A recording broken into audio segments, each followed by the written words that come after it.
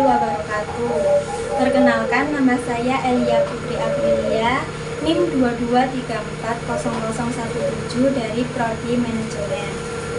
Untuk materi kali ini, saya akan memaparkan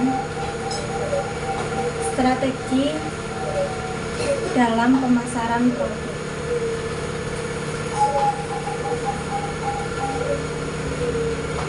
Baik, untuk pertama saya akan menjelaskan tentang pemasaran.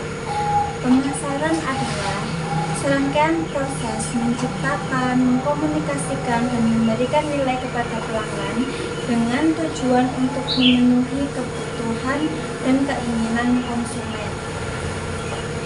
Untuk selanjutnya, dalam pemasaran ada beberapa strategi. Yang pertama adalah menentukan target pasar, yang isinya adalah identifikasi segmen pasar berdasarkan usia, lokasi, minat, dan perilaku, sehingga memahami kebutuhan dan masalah yang diselesaikan produk dan membuat profil pelanggan ideal. Nah, untuk menentukan target pasar ini, saya jabarkan sedikit seperti usia dan lokasi. Untuk usia adalah menentukan seperti produk apa sih yang kita buat, dan untuk kalangan umur berapa yang produk kita bisa tujukan.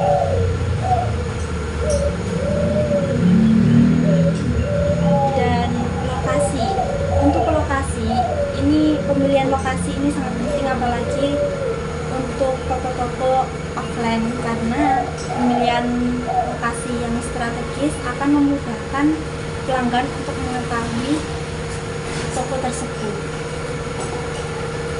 Selanjutnya ada strategi diferensiasi produk, yang isinya ada menunjukkan keunggulan produk, fokus pada kualitas, keunikan, harga kompetitif, menciptakan identitas merek yang menarik. Nah, diferensiasi produk ini maksudnya adalah menciptakan keunikan atau menekankan keunggulan dari produk-produk kita, agar dalam pemasaran kita itu bisa lebih unggul daripada yang lain, daripada produk-produk yang lain.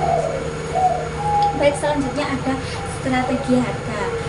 Di sini ada penetrasi pasar, seperti harga awal lebih rendah untuk menarik konsumen, premium pricing untuk produk eksklusif, dynamic pricing, menyesuaikan harga dengan permintaan pasar. Nah, untuk harga awal lebih rendah untuk menarik konsumen ini cukup bisa digunakan kalau kita ingin membangun bisnis atau memasarkan barang, ya, karena pelanggan itu lebih tertarik kalau produk kita itu murah, ya kan, murah. Tapi setelah membeli produk kita murah dengan harga yang murah, dan orang itu tahu kalau produk kita baik dan berkualitas, dan untuk selanjutnya kalau kita ingin menaikkan produk, orang lain juga nggak akan keberatan untuk membeli produk kita lagi, karena orang-orang tersebut sudah tahu bagaimana sih kualitas dari produk kita. Nah, untuk selanjutnya ada strategi dalam promosi. Strategi dalam promosi ini ada promosi pemasaran digital melalui media sosial, website, iklan online, promosi online itu seperti pameran, event, dan sponsorship, terus memberikan promo dan diskon seperti flash sale, bundling atau cashback. Word of mouth mendorong pelanggan merekomendasikan produk kita ke orang lain. Nah, strategi dalam promosi ini juga sangat penting, karena kebanyakan orang-orang mengetahui produk kita itu dari promosi. Jadi ini juga salah satu hal yang penting ya. Kalau kita mendirikan bisnis, menjual barang, memasarkan barang, kita juga harus memperhatikan promosi kita. Kita harus memperbaiki promosi kita melalui media sosial dan sebagainya yang ada di sini, agar meningkatkan pemasaran tentunya.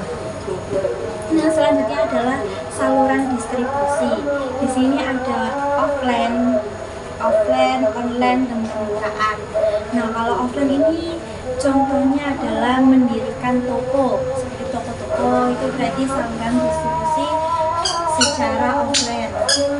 Terus ada reseller, agen. Dan untuk online di sini adalah membuat marketplace di Shopee, Tokopedia, TikTok Shop atau sebagainya, e-commerce, website. Dan untuk kemitraan, kerjasama dengan distributor atau retail. Selanjutnya ada konten marketing. Konten marketing ini yang sangat penting saat ini. Konten marketing ini bisa menggunakan video, artikel, dan infografis untuk edukasi produk, posting rutin di media sosial agar brand selalu diingat, storytelling, ceritakan manfaat produk bukan sekedar fitur. Ini seperti banyak produk-produk saat ini yang nggak cuma sekali saja videonya lewat di beranda kita ya. Kalau kita sering tektokan itu, kadang kita melihat orang mempromosikan produk itu nggak cuma satu kali, tapi beberapa kali. Nah, ini tuh penting agar produk kita itu diingat oleh masyarakat, dan masyarakat tentunya juga akan tertarik untuk membeli produk kita. Postingnya harus secara rutin juga ya. Selanjutnya ada analisis dan evaluasi. Setelah kita menerapkan beberapa strategi tersebut, kita harus evaluasi, menganalisis ya, ngecek penjualan dan efektivitas produk kita, promosi kita itu bagaimana, melakukan testing untuk menemukan strategi terbaik, sesuaikan strategi sesuai dengan tren dan feedback pelanggan saat ini. Dan kalau kita sudah menerapkan produk, kalau kita sudah menerapkan strategi di atas, kita mendapatkan beberapa keuntungan yang sudah saya tuliskan di sini.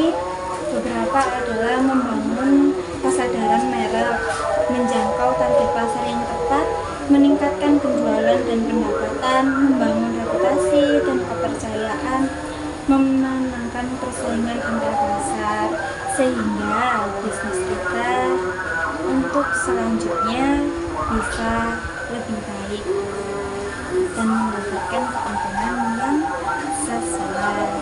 Baik, terima kasih dari saya.